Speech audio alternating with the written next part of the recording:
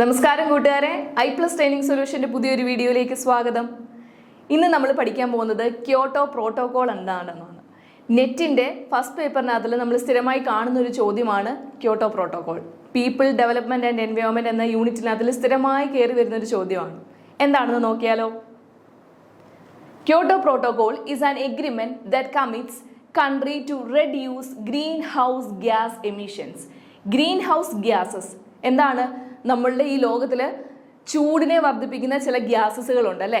അതിൻ്റെ എമിഷനെ എങ്ങനെയൊക്കെ റെഡ്യൂസ് ചെയ്ത് കൊണ്ടുവരാം എന്നുള്ളതിനെ പറ്റിയുള്ള ഒരു എഗ്രിമെൻ്റ് ആണ് ക്യോട്ടോ പ്രോട്ടോകോൾ. 192 കൺട്രീസ് ആണ് ഈ എഗ്രിമെൻറ്റിൽ ഒപ്പുവെച്ചിരിക്കുന്നത്. The Kyoto Protocol was the first international treaty to set legally binding targets to reduce greenhouse gases.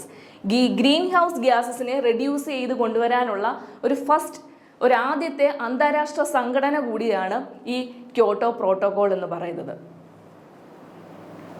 Kyoto protocol applies 6 gases. അന്തരീക്ഷത്തിൽ കാണുന്ന 6 ഗ്യാസസുകളെ റെഡ്യൂസ് ചെയ്ത് കൊണ്ടുവരിക എന്നുള്ളതാണ് ക്യോട്ടോ പ്രോട്ടോകോളിന്റെ പ്രധാന ലക്ഷ്യം. ഏതൊക്കെയാണെന്ന് നോക്കാം. Carbon dioxide, methane, nitrous dioxide, hydrofluorocarbons, perfluorocarbons, sulphur hexafluoride. ഈ ഗ്യാസസുകളെ നോക്കി വെക്കുക. നമുക്ക് പലപ്പോഴും എക്സാമിനകത്തിൽ നമുക്ക് കൺഫ്യൂസ്ഡ് ആയിട്ട് ഇങ്ങനെ ചോദ്യങ്ങൾ വരാൻ സാധ്യതയുണ്ട്. It is an extension to the UNFCCC. UNFCCC എന്ന സംഘടനയുടെ ഒരു എക്സ്റ്റൻഷനാണ് ക്യോട്ടോ പ്രോട്ടോകോൾ. എന്താണ് UNFCCC എന്ന് നോക്കാം. എന്താണ് UNFCCC? 1992 റിയോ ഡി ജനീറോയിലെ എർത്ത് സമ്മിറ്റിൽ ഉണ്ടായ ഒരു ഉടമ്പടിയാണ് ഈ UNFCCC. ഫുൾ ഫോം ഒന്ന് ശ്രദ്ധിച്ചു നോക്കൂ.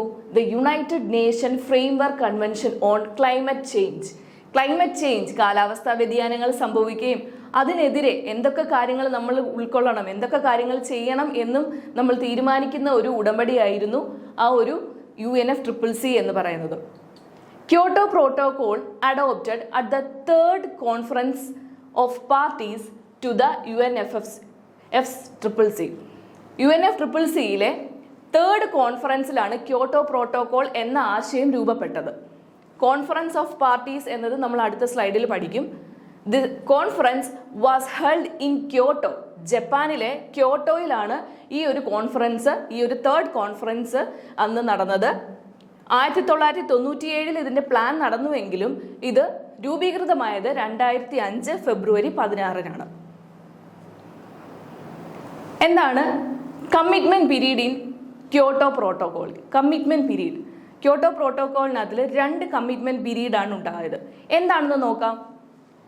A commitment period in the Kyoto protocol is a specific time period when countries agree to reduce greenhouse gas emission. ഒരു സ്പെസിഫിക് പീരീഡ് കൊടുക്കുകയാണ്. ഓരോ രാജ്യത്തിനും അവരുടേതായിട്ടുള്ള ആ ഒരു ഗ്രീൻ ഹൗസ് എമിഷൻ കുറച്ച് കൊണ്ടുവരാനുള്ള ഒരു ടാർഗറ്റ് കൊടുക്കുന്ന പീരീഡിനെയാണ് കമ്മിറ്റ്മെന്റ് പീരീഡ് എന്ന് പറയുന്നത്. The Kyoto protocol has 2 commitment periods. First commitment period 2008 to 2012. 2008നും 2012നും ഇടയിലുള്ള ആ ഒരു കാലഘട്ടമാണ് ഫസ്റ്റ് കമ്മിറ്റ്മെന്റ് പീരീഡ് എന്ന് പറയുന്നത്. 37 industrialized countries and European community committed to reduce emissions.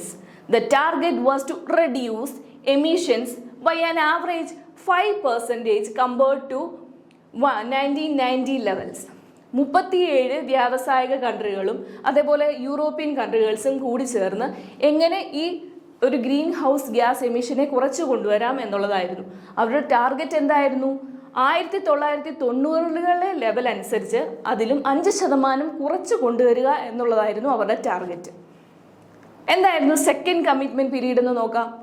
2013 മുതൽ 2020 വരെ ആയിരുന്നു സെക്കൻഡ് കമ്മിറ്റ്മെന്റ് പീരീഡ് എന്ന് പറയുന്നത്. ഇതിനെ നമ്മൾ ദോഹ എഗ്രിമെന്റ് എന്നും പറയും. The target was to reduce emission by at least 18% compared to 1990 level. 1990ലെ ഗ്യാസ് എമിഷനെ അപേക്ഷിച്ച് 18% കൂടി കുറച്ചു കൊണ്ടുവരിക എന്നുള്ളതായിരുന്നു സെക്കൻഡ് കമ്മിറ്റ്മെന്റ് പീരീഡ് അല്ലെങ്കിൽ ദോഹ എഗ്രിമെന്റിലെ അവരുടെ ടാർഗറ്റ്. എന്താണ് COP? Conference of parties. Conference of the Parties is the official meeting of all associated countries with Kyoto Protocol. Kyoto protocol എന്ന ഉടമ്പടിയിൽ ഒപ്പുവെച്ചിരിക്കുന്ന 192 രാജ്യങ്ങൾ ഒന്നിച്ചു ചേരുന്ന ആ ഒരു മീറ്റിങ്ങിനെയാണ് COP അല്ലെങ്കിൽ കോൺഫറൻസ് ഓഫ് പാർട്ടീസ് എന്ന് പറയുന്നത്. എല്ലാ വർഷവും വർഷാവസാനവും നവംബറിൽ നമ്മൾ ഈ COP കണ്ടക്ട് ചെയ്യാറുണ്ട്. First COP held in Berlin, Germany 1995. ജർമ്മനിയിലെ ബെർലിനിലായിരുന്നു ആദ്യത്തെ COP കണ്ടക്ട് ചെയ്തത്. റീസെൻ്റ് ആയിട്ട് നടന്നത് നവംബർ 2024 അസർബൈജാൻ ബാക്കുവിൽ വെച്ചാണ് COP 29th ആനുവൽ മീറ്റ് നടന്നത്. അതേപോലെ ഇനി നടക്കാൻ പോകുന്നത് COP 30 will be held in Brazil from November 10 to 21, 2025. 2025 ബ്രസീലിൽ വെച്ചാണ് COP 30 നടക്കാൻ പോകുന്നത്. This conference reached an agreement two triple climate finance. അതായത് COP 29 അവരൊരു പ്രധാന തീരുമാനം എടുത്തു. ട്രിപ്പിൾ ക്ലൈമറ്റ് ഫൈനാൻസ് എന്നാണ് അതിൻ്റെ പേര്. സാമ്പത്തികമായി മുന്നോട്ട് നിൽക്കുന്ന രാജ്യങ്ങൾ പിന്നാക്കം നിൽക്കുന്ന രാജ്യങ്ങളെ സഹായിക്കുക. ആനുവലി ഒരു $300 ബില്യൺ അവർക്ക് പ്രൊവൈഡ് ചെയ്യണം, അവർക്ക് കൊടുക്കണം എന്നുള്ളതായിരുന്നു അവരുടെ തീരുമാനം.